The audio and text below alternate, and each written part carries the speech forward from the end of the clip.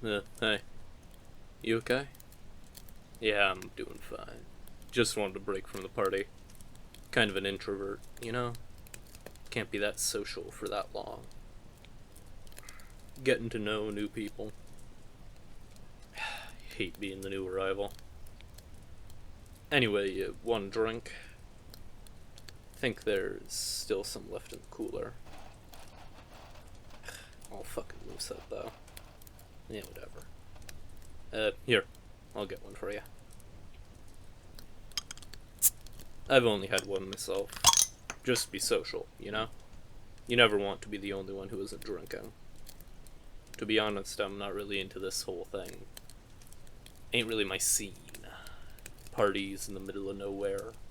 I get it, it's a typical teenage rebellion, but it's just not for me. But since I'm new around here, I thought it'd be better to make an effort. Moved here 2 weeks ago-ish. I don't usually talk this much. I don't know, you're easy to talk to, I suppose. Bet people tell you that a lot. Right? Or, they say you got a kind face, or a good aura, or something like that. Some of that new age bullshit. To be honest, I am pretty glad you showed up. Was a little worried this is gonna turn out to be a prank or a hazing. You know, like that Stephen King book, Carrie? Have you read it? It's a weird, shy kid gets invited to prom. They rig the votes to make her prom queen, and then,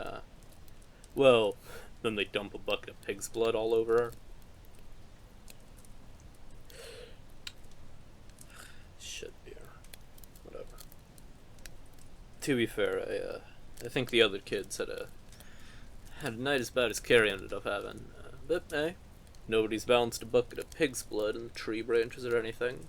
At least as far as I can tell. Though considering where we are, hazing's probably the last thing we should be worried about. I definitely wouldn't have organized a party here. Not after all the things that happened here. Feels a bit like tempting fate, you know?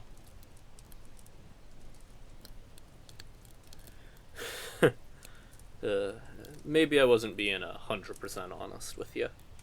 I grew up here. I'm technically a local. I guess. I know all the rumors and the dirty little secrets, you know, Mayor Marlin's wife is fucking the butcher and that sort of shit. The stuff the tourist board don't want you to know about. I left a few years ago, though. I didn't go too far. Or any. But, I came back. I think most people eventually go back to their hometown. Anyway, I'm getting off track. You're not here to listen to my history. We were talking about the history of the forest, right? I think this place has always been trouble. But I only know as far back as the 70s. My folks grew up here too. And, yeah. In the 70s, there was, cabins here. It was a vacation park or something like that. All totally normal, totally fine. But this group of kids rented one of the cabins for a long weekend. They didn't come home like normal. And by the time the cops went out to check, there was only one kid left. He killed all the others, convinced that they were possessed by demons. Some people say he chewed off his own hands and drew crosses in blood. But I'm not totally convinced about that. But, it's a gross story, right? So, they tore down all the cabins. Nobody wanted to stay in them anymore, the murders and all that. And the kid who survived was never the same. Here, he ended up going to a group home or something. I don't know. Old Coot's probably dead by now. So, nothing happened with the place for, 10 years. But, the 80s roll around. And they decide to build the lake. Bet you didn't know this was a man-made one, did you? They kept it as a vacation spot, but, without the cabins, tents, and RVs, and all that. And they closed over the winter, just in case. But then, bunch of kids showed up again. And it's not like this place is hard to get to, right? You know, we made it here. Anyway, parents noticed their kids never came home, and the cops went out again. They found the kids, all drowned, all floating in the lake. Weird thing is, they all had bruises, like someone held them underwater. At least, that's the rumor, anyway. Like, they actually died, though. They're all at the local cemetery. I think one of them is like a third cousin or something. I don't know. Not sure about bruises, though. It could be true. But if it was, who killed them and why, right? Ugh. Mind if I light up? You want a dart? Yeah, it makes sense.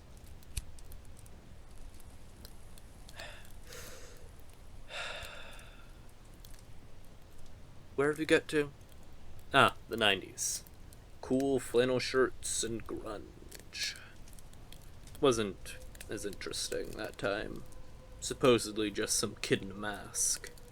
Don't get me wrong, it was a decent body count. Like 30 plus or something. Teenagers, again, partying. The lake got closed after the drownings, and they hadn't opened it back up yet. The people who owned the forest gave up on making it a vacation spot and just left it as wildlife. I think it's technically a park now. But, you know, it made it harder to find all the bodies. Once the police realized what was happening, yeah. The weird thing is, it depends on who you talk to. Some people say they got the kid in the mask, and some people say they definitely didn't, and that he's still out there somewhere. But you'd probably be able to spot him. Though, one of the girls at the party got away. She managed to scar him up pretty good. Burns, I think, or... burns, or it was, like, knife, or... I don't know. Something along those lines.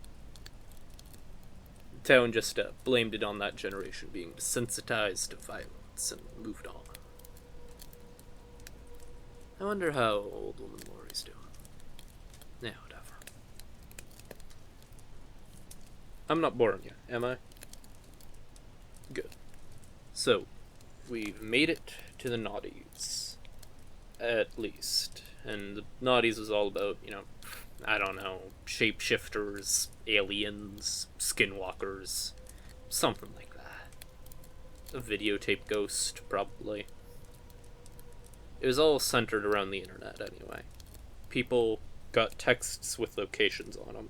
You know, like longitude, latitude. Apparently, when you put the coordinates into Google, it'd bring a location up and people just disappeared. No, seriously, they vanished. And there were never any answers. The people never showed up again. Some of their stuff did. Like, you know, a backpack, or a shoe, or a chunk of hair. Exactly at the location the text said. It was one of those things where everybody had a friend of a friend who totally got the text and went missing. I bet you can guess where those locations were, though. Ding ding ding, 10 points. These woods. Every single one. Weird, right?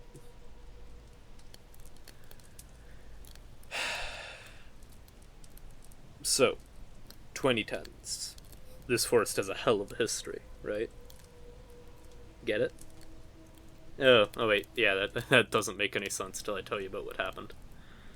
Waste of a pun. So, yeah, there were Satanists here. Like, you know, not like New Church of Satan or whatever that thing's called, but like, you know, culty pentagram carving shit. Lots of group believe that the whole area had some kind of demonic energy around it.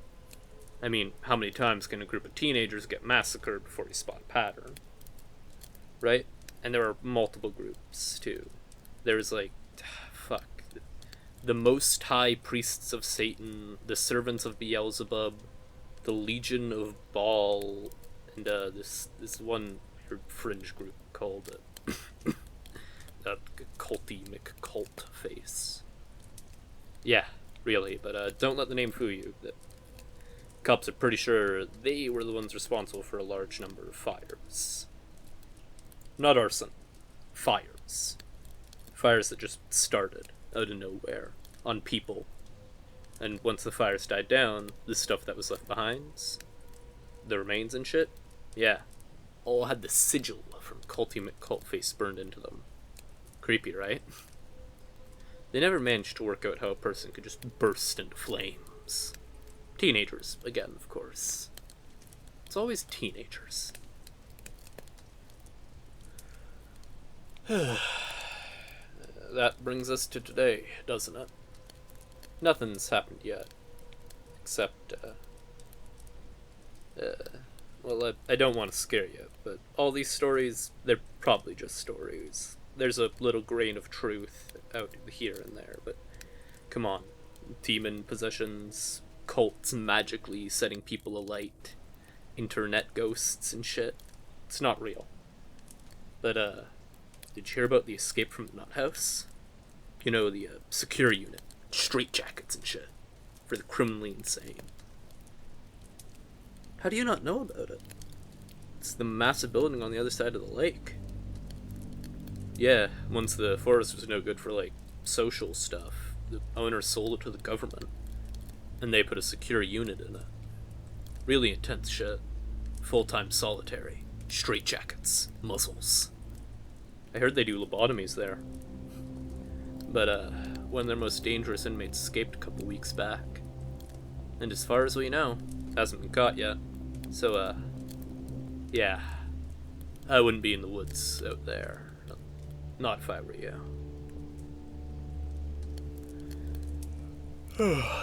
Anyway, I've really enjoyed talking to you. You're good company. So I'll do you a favor, okay? You start running now, and I'll leave you until last. If I can catch you. No, really, you should probably get going. I know there's a lot of people here, but I work very quickly. And secure unit orderlies are more of a challenge than partying teenagers. See you soon. If you don't run fast enough, that is.